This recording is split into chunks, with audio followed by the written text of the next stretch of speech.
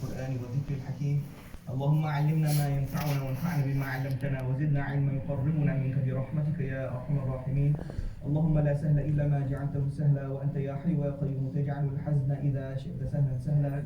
اللهم أعذنا من شرور أنفسنا ومن سيئات أعمالنا وأصلح لنا شأننا كله. لا إله إلا أنت نستغفرك ونتوب إليك. وصلى الله على سيدنا محمد وعلى آله وصحبه وسلم. أما بعد.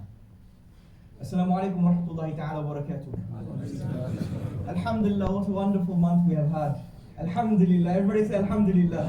Alhamdulillah. What a ni'mah it has been, Alhamdulillah, to come and witness the month of Ramadan, subhanallah. What a ni'mah. If we were to say Alhamdulillah the rest of our lives for every moment, it would not be enough. Again, Alhamdulillah. Alhamdulillah. This is the last Jummah of Ramadan. We're aware of this. Beautiful month has passed. But it's sad at the same time, is it not? Another day left, 2 days left, not much time left. And we have to go back and remember the very purpose for why we were fasting here. And I'm sure the scholars have discussed this in Ramadan. I'm not here to repeat this. But Allah subhanahu wa ta'ala mentions in the verse of fasting, لَعَلَّكُمْ تَتَّقُونَ, so that you may attain taqwa. Now it's still not too late, by the way. If nobody informed you of this, that this was the goal, it's not too late. There's still a couple of days. There's time to reflect and attain that taqwa. And I've done many khutbahs here in the past explaining what taqwa is, and the most beautiful definition was the one of Sayyidina Ali radiallahu anh, where he said, "At-taqwa hiya al-khawfu min al-jaleel," which is, number one, fear of the Almighty, wal-amalu bil-tanzeel, acting according to revelation, wal-qana'atu bil-qaleel, to suffice with just a little, وَالْإِسْتِعْدَادُ لِيَوْمِ الرَّحِيلِ, and to prepare for one's departure. This summarizes taqwa in a beautiful nutshell. And this is our goal for Ramadan. And we have to be goal orientated, because this is logical in life. Imagine if you left on a journey from your house and someone asked you, where are you going? Where are you driving to? You prepare, you put your petrol in, you do everything. You start the journey and off you go. And someone asks, where are you going? You say, I don't know. Crazy. You think, what are you doing? Wait, really? You go out of your house, you prepared? You're going on this journey, you don't know where you're going? Are you insane? Ramadan is a greater journey than going to Tesco's or any other place. So you have to know where you're going in Ramadan. And you are going to this station and rank called taqwa. May Allah make us one al-muttaqeen. You see? So you have to reflect over this and don't let Ramadan pass until you see, yes, I'm increasing in taqwa, and increase and increase and increase until you've reached that. But my speech isn't actually about taqwa today. It's greater than that.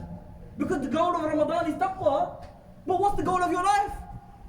Allah subhanahu wa ta'ala says, وَمَا خَلَقْتُ الْجِنَّ وَالْإِنسَ إِلَّا لِيَعْبُدُونَ.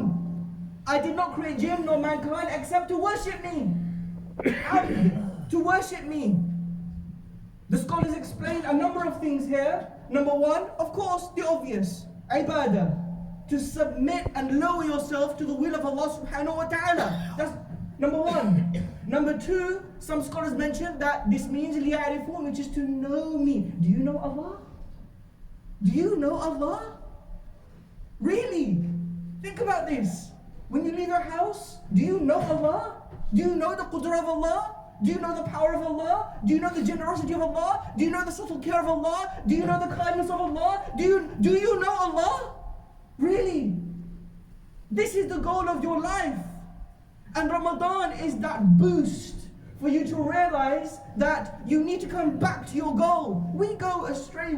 Get this. We sometimes make mistakes. We sometimes forget. Humans are forgetful. We know this. But Ramadan allows you to jumpstart your life so you come back to the true purpose, which is Allah subhanahu wa ta'ala. This is your purpose. You are an abd. You see?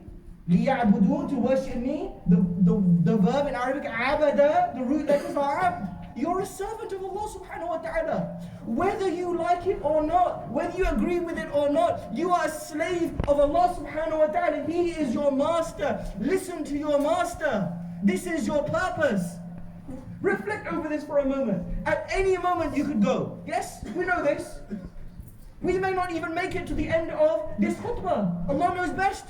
We may not even reach the next Ramadan. We just don't know. Your on-off switch is not in your control. That makes you the very definition of a slave. Right? You know, at home, you control your computer, don't you? You control your phone, you control your TV, you control your appliances because you can turn them off. Do you control your own on-off switch? You don't. You are a slave by definition. Come back to your purpose, which is that you are a slave of Allah subhanahu wa ta'ala. If you realize your purpose, you will see prosperity in this life and in the next, and the next is what matters. From the moment that angel comes to take your soul, you will realize the kind of person you have been in this life. Don't wait for the moment when you see that angel. Let this Ramadan be that jumpstart that we all need so that we can focus on lives devoted to our purpose, which is to worship and to know Allah subhanahu wa ta'ala. Everybody say Ameen. Ameen. Walhamdulillahi Rabbil Alameen.